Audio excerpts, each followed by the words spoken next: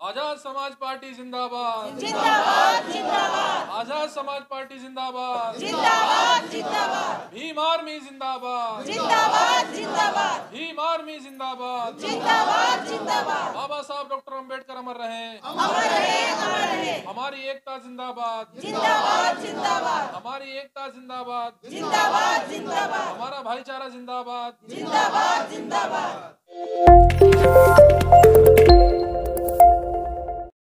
ज़िले में बहुत लंबे समय से काम कर रहे हैं हमारे भाई नफीस आलम, जिनके पास जिला कोषाध्यक्ष अल्पसंख्यक मोर्चा का जिम्मेदारी उनके पास थी। आज उन्होंने बाबा साहब डॉक्टर अंबेडकर की जो विचारधारा वाली जो पार्टी है आज़ाद समाज पार्टी में विश्वास जताते हुए और इस विधानसभा चुनाव में अपना भरपूर योगदान देने के लिए और अपनी टीम के साथ आज शामिल हुए हैं। मैं इनका बहुत बहुत धन्यवाद करता हूं। इनके साथ ही इमरान जी जो जिला मंत्री हैं, सूफ़ी इमरान जी राष्ट्रीय हिंदू मुस्लिम एकता मंच के मंत्री दिल्ली प्रदेश के हैं, रोशन जहां जी जो वरिष्ठ उपाध्यक्ष हैं मंडल सुंदर नगरी की, वो भी हमारे साथ शामिल हुई हैं। इनके साथ नाजिस जी, हिना जी, रईसन जी, सैयद इमरान जी शामिल हुए हैं। मैं इनका बहुत बहुत धन्यवाद करता हूँ। और बड़ी बात मैंने आपको बताई थी, 2012 और 13 में 12 में निगम का चुनाव लड़ी थी और 2013 में विधानसभा का चुनाव लड़ी थी स्वर्गीय दीपमाला कनौजिया जी। उनके परिवार ने शुरू से मुझे सहयोग किया है। आज जिस तरीके का हालात आप देख रहे हैं विधानसभा के अंदर, उन्होंने खुद ये आज हम लोग विधानसभा में घूमे भी हैं। इन्होंने पार्टी अंबेडकरवादी जो पार्टी है आज़ाद समाज पार्टी में, उसमें भी इन्होंने आज शामिल भी हुए हैं। 5000 से अधिक इनको वोट 2013 में मिला था इनकी वाइफ को। उनके पति हमारे बीच में हैं नरेंद्र कनौजिया जी, उनके बेटे हिमांशु कनौजिया और मयंक कनौजिया हमारे बीच में हैं। हम उनका बहुत बहुत धन्यवाद करते हैं, आज शामिल हुए हैं। और बहुत ही वरिष्ठ समाज सेवी जो बहुत लंबे समय से सोशल काम कर रही हैं, कभी भी किसी राजनीतिक पार्टी में वो शामिल नहीं हुई, आज उन्होंने भी अपने भाई को आशीर्वाद दिया है।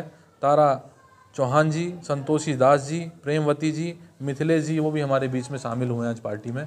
मैं उनका भी बहुत बहुत धन्यवाद करता हूं कि आपने अपने आज़ाद समाज पार्टी में विश्वास जताया और बाबा साहब डॉक्टर अंबेडकर की विचारधारा को आगे बढ़ाने का आप लोग काम कर रहे हैं। अनिल जी, चूँकि अब आप प्रत्याशी हैं आज़ाद समाज पार्टी के सीमापुर विधानसभा से, तो थोड़ा सा बताइए हमारे दर्शकों को क्या तैयारी चल रही है चुनाव की, क्योंकि चुनाव की घोषणा हो चुकी है, 5 तारीख से वोट पड़ेंगे। देखिए, मैं अगस्त से मैं कंटिन्यू हूँ इस विधानसभा के अंदर और अगस्त के बाद मैंने ऐसे बड़े बड़े कार्यक्रम किए हैं। आपने यात्रा भी निकाली थी, हमने सम्मेलन भी किए हैं, सभा भी हम लोगों ने की है। सीमापुरी के अंदर हर गली के अंदर हमने जो है अपने आप को पहुंचाने का काम किया है, लोगों को विश्वास दिलाने का काम किया है। इस विधानसभा के अंदर जितने भी प्रत्याशी चुनाव लड़ रहे हैं, अगर आप थोड़ा सा उनके बारे में जानेंगे तो आपको पता चलेगा कि मैं शुरू में इस बात को कहता था कि सीमापुरी विधानसभा के लोग अपने आप को ठगा सा महसूस कर रहे हैं और वो बात साबित भी हुई है। सीमापुरी के अंदर बीजेपी के जो प्रत्याशी वो कांग्रेस पार्टी से निकल के आए, जो बहुत लंबे समय से काम कर रहे थे, उसके अंदर पार्षद भी रहे, और आम आदमी पार्टी से जो प्रत्याशी हैं वो भी कांग्रेसी हैं, और कांग्रेस के जो प्रत्याशी हैं वो बेचारे बाहर से हैं, उनको कुछ यहाँ की जानकारी है नहीं। तो यहाँ के सीमापुरी के लोगों के पास एक ही विकल्प बचा है जो आज आप सामने देख रहे हैं। उन्होंने विश्वास जताया है, एक ही विकल्प है उनके पास, आज़ाद समाज पार्टी, जिन्होंने आज जिस तरीके से हम लोगों से जुड़ रहे हैं, जिस तरीके से हम लोगों के मुद्दे की बात हम लोगों से कर रहे हैं, तो आज हमारे साथ लोग जुड़े हैं। और मैं एक बात और इसमें कहना चाहता हूं कि भाजपा आम आदमी पार्टी के लोग अपने आप को ठगा सा महसूस भी कर रहे हैं। वो बिल्कुल हताश ना हो, नाराज़ ना हो, वो बिल्कुल भी ऐसा ना समझे कि भाई विधानसभा सूनी पड़ जाएगी, या वो ऐसा सोच रहे होंगे कि भाई काम करने वाला व्यक्ति नहीं आया उनकी पार्टी का, या कोई बाहर से है, या फिर अनुभव की अगर आप बात करें तो आपका भाई आपके साथ हमेशा खड़ा है। आप एक मौका दीजिए अपने भाई को। मैं 20 वर्षों से सामाजिक राजनीतिक आंदोलन में मैंने काम किया है। कोरोना के समय में मैंने घर घर जाके लोगों की मदद की थी और मुझे भी कोविड हुआ था और मैंने अपनी जान को जोखिम में डाल के समाज की सेवा की थी। आप कह रहे हैं कि जो प्रत्याशी अन्य पार्टियों के हैं वो या तो बाहर ही हैं या फिर पार्टी छोड़ करके दूसरी पार्टियों में आए। आम आदमी पार्टी के जो प्रत्याशी हैं वीर सिंह विधान साहब 3 बार कांग्रेस से विधायक रहे हैं, पुराने नेता हैं, आप टक्कर दे पाएंगे उनको? नहीं, बिल्कुल टक्कर देंगे। देखो, आज ग्राउंड की रिपोर्ट आप देखेंगे, जो इस सीमापुरी विधानसभा का सबसे बड़ा मुद्दा आप देखेंगे कि वो उन्होंने अपने बयान में ये कहा था, गली गली में पोस्टर लगे हुए हैं, देख लेना आप। उन्होंने कहा कि दलित और मुस्लिमों का वोट तो मैं चांदी का जूता मार के ले लेता हूँ। तो ये मुद्दा जो आज लोगों में, जो मुस्लिम समाज के लोग भी हमारे साथ खड़े हुए हैं, दलित समाज के लोग भी खड़े हुए हैं, ये जो अपमान का बदला जो आज ले रहे हैं लोग या लेने की बात कर रहे हैं, तो उनको ये बात पता है कि ना तो कांग्रेस ना भाजपा उसका विकल्प हो सकती है, विकल्प सिर्फ अनिल सागर हो सकती है।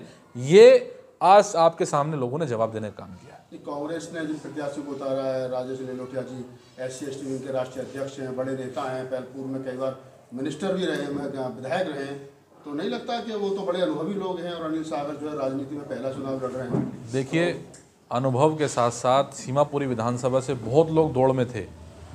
उनके अंदर इस बात की नाराज़गी है कि एक व्यक्ति जो 30 साल से प्रत्याशी था इस विधानसभा का, 3 बार उसमें जीते और 3 बार वो हारे, उनकी ज़मानत जब्त हुई। जो जब से यहाँ पर चुनाव लड़े गए हैं, चुनाव लड़ाए गए हैं, जो लोग इंतज़ार कर रहे थे, अब जब इंतज़ार की घड़ी ख़त्म हुई तो उसके बाद अपने कार्यकर्ताओं को, जो यहाँ के लोग हैं, उनको टिकट नहीं दिया, बाहर के व्यक्ति को टिकट दिया। चाहे वो राष्ट्रीय अध्यक्ष हो, चाहे अनुभव उनका कितना भी ज़्यादा हो, पर यहाँ के लोगों के बारे में जानकारी उनको कम होगी और उनके बारे में वो जानकारी ज़्यादा नहीं रखते होंगे, इतना यह मेरा मानना है। और यहाँ के कांग्रेस के कार्यकर्ताओं से पूछ के देखिए, वो बता देंगे कि भाई जो लोग, जिनका हक था, उनका हक मारा गया है। आपके साथी जिन लोगों ने पार्टी ज्वाइन की, कन्नौजिया जी, क्या कहना चाहेंगे अनिल सागर जी को? आज आपने समर्थन भी दिया है और आप पूर्व में चुनाव भी लड़ी हैं, आपकी मिसेज, आप राजनीति से संबंध भी रखते हैं, अब आप आज़ाद समाज पार्टी के एक वर्कर के रूप में आपने सदस्यता लिए, क्या कहना चाहेंगे इस मौके पर? हम तो यही कहना चाहेंगे भाई, हमारे क्षेत्र का भाई लड़ने वाला प्रत्याशी है, उसी को जिताया जाए और मेरे बरादरी का पूरा सपोर्ट हम इन्हें कर रहे हैं और करेंगे। दूसरी साइड में बड़े और सीनियर साथी मुस्लिम समाज से आते हैं। सर, परिचय के साथ बताइए, क्या कहना चाहेंगे आज इस मौके पर? मैं इस मौके पर सबसे पहले तो सबको, जितने भी यहाँ मेरी बहनों और भाई बुजुर्ग हैं, सबको जय भीम, आदाब, अस्सलाम वालेकुम।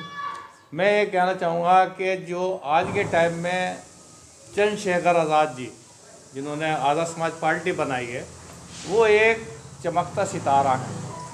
आज हर कोई सोचता है कि हम इनसे जुड़ें, और रही भारतीय जनता पार्टी की बात, उनका तो मकसद एक ही है कि जवान बच्चों के हाथों में लाठी देना, और चंद्रशेखर जी का मकसद है कि इन बच्चों के हाथों में कलम और पेन होना चाहिए, ये पढ़े लिखे और आगे बढ़े। भारतीय जनता पार्टी, सबसे बड़ी बात तो यह है कि दलित समाज जितना ही दबाने का काम करे, दलित और मुस्लिम अल्पसंख्यक को, इतना किसी ने नहीं किया। तो हमारा तो तन मन धन अपने भाई के साथ में, अनिल सागर जी की, जहाँ तक होगा हम इनके साथ में कदम से कदम मिला के इनके साथ चलेंगे और इनको जिताने का काम करेंगे। आपने भी आज आज़ाद समाज पार्टी की सदस्यता ली है, तो थोड़ा बताइए अपना परिचय। क्या आप राजनीति में थे, सामाजिक संगठन चला रहे थे, और अब आप आज़ाद समाज पार्टी में आए हैं, तो क्या कहना चाहेंगे? मैं ज़्यादातर तो नहीं जानती, लेकिन काम तो बहुत किए हैं, लेकिन मैंने नाम कभी ऐसे नहीं दिया कहीं पे। पार्टी पहली बार ज्वाइन की है मैंने, और महिलाओं के साथ में काफ़ी काम किया है, जो भी महिला पंचायत है, महिलाओं के साथ में, और बाकी सभी जगह। तो ये जो पहला मंच है, ये मेरे लिए पहला मंच है, और मेरा पूरा सपोर्ट रहेगा बहनों के साथ में और भाइयों के साथ में। सूफी इमरान पीलेशा। सूफी इमरान पीलेशा। तो अब आप ये भगवा का त्याग कर दिया आपने, देखो रंग सारे हमारे हैं। बाबा साहब भीमराव अम्बेडकर जी की जो विचारधारा है, हम उस पर चलें, लोग भी हमारे हैं, हर संविधान हमारा है। आज हमें ये भेदभाव होने का कार्य कर रहे हैं, वो हम खुद देखना पड़ेगा हमको, और उसकी सफाई हमें खुद मिलकर करनी होगी। अगर संविधान है तो हम चैन की और आज़ादी की सांस ले रहे हैं, और संविधान नहीं है तो हमारा क्या हाल होगा वो हमें खुद सोचना है। जैसे कि खुद को सही करने के लिए हमें पड़ोसी को नहीं कहना होता, खुद को संभालो, फिर पड़ोसी देखेगा, वो अपने आप सुधर जाएगा।